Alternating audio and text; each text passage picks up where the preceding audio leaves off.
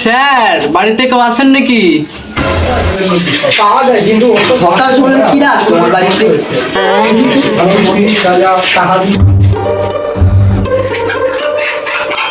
তারা কি করতে এসো?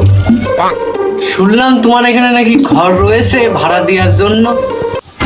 বলছি ঘর তো রয়েছে, ভাড়া দিতে পারবা না?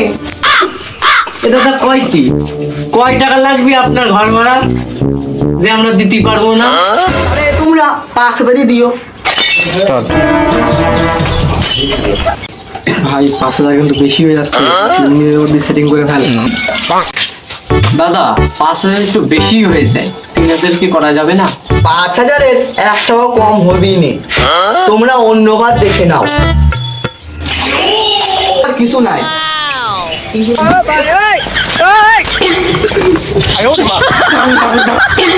রসো অত উত্তেজিত আর কিছু নাই। আসো তোমরা, আসো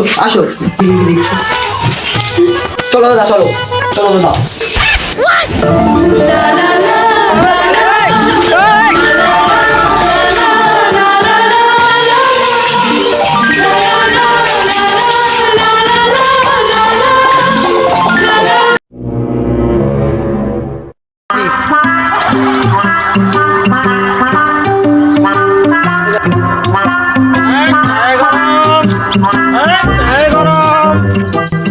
চা খাবে নাকি? বন্ধু আচ্ছা ঠিক আছে। স্যার আসছি।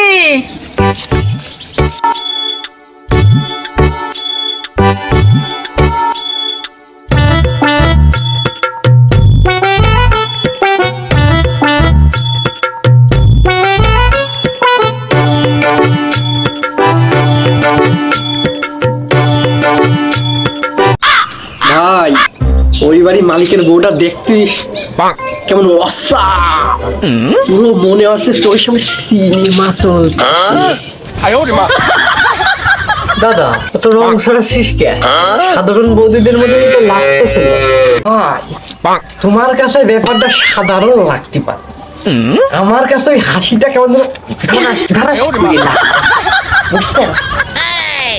আর ভাই ওই বৌদিরে দেখলি আমার মনের ভিতরে কেমন উত্তাল পাতাল করে।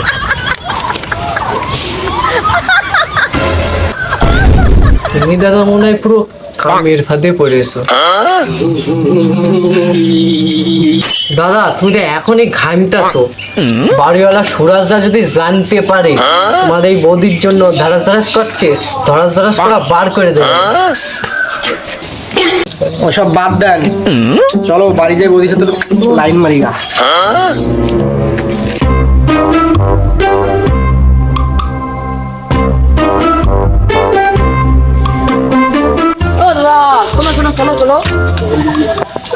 দাদা শুনলাম নাকি তোমরা ওই সুরজদার বাড়িতে ভাড়াইটা আইছো? হয় তুমি ঠিকই শুনেছো দাদা, ওই বাড়িতে আগে যারা ভাড়াইটা এসেছে সবাই কিন্তু ওই বৌদির প্রেমে পড়েছে। দেখো তোমরা দুজন আবার স্লিপ খেও না।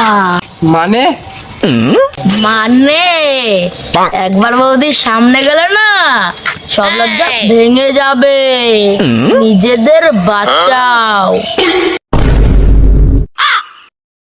দাদা আর কিছু বললাম না, সাবধানে থেকো, আমি গেলাম।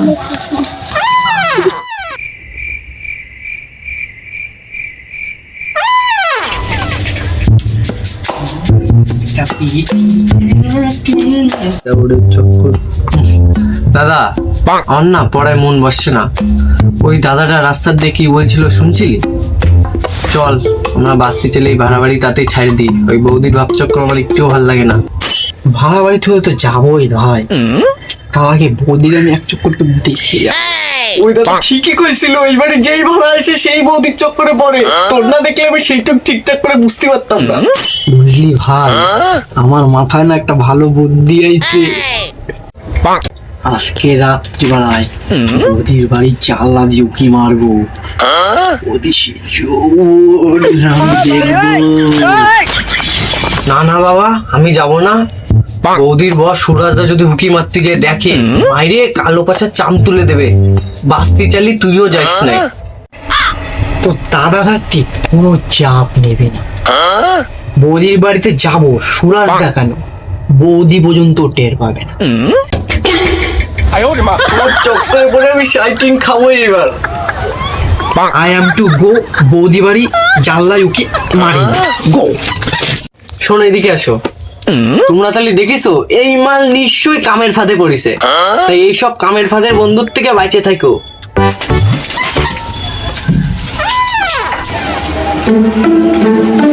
ভাই আমি জানলা দিয়ে উকি মারছি, তুই দরজার সামনে দাঁড়া। না ভাই, ধরা করলে খবর আছে, আমি চলে যাবো। ধরা পড়বি কেন? একটু দেখে চলে যাবো।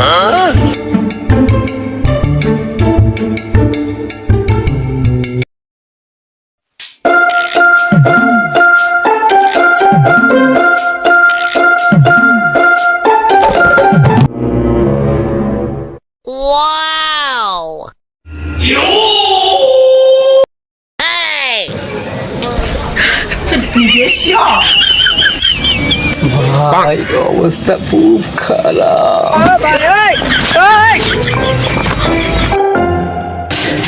মানে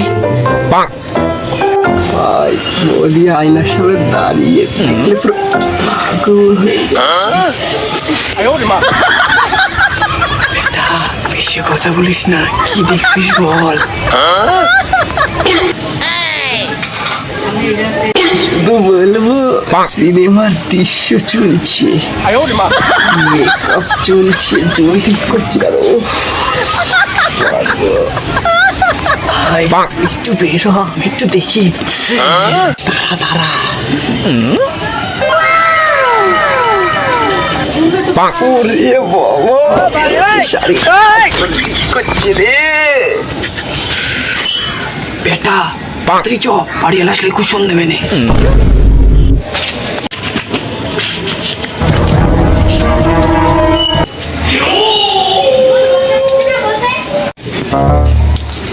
কি গো বচ্চন, পিছনে কেন? সামনে এসো।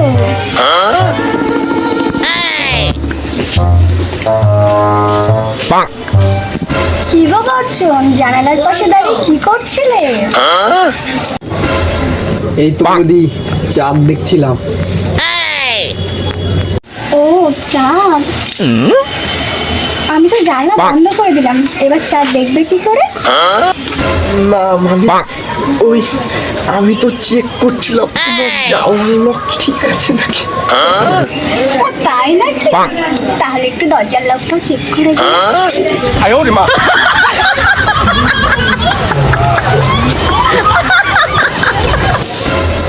এই তোমাদের সুরজটা চলে এসেছে।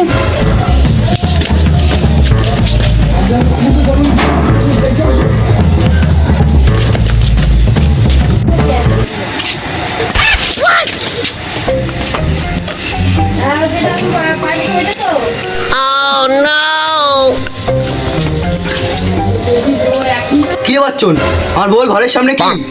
দাদা আমি শুধু নিরাপত্তা চেক ও চলো তাহলে মাজার বেল্ট দিয়ে নিরাপত্তা চেক করি।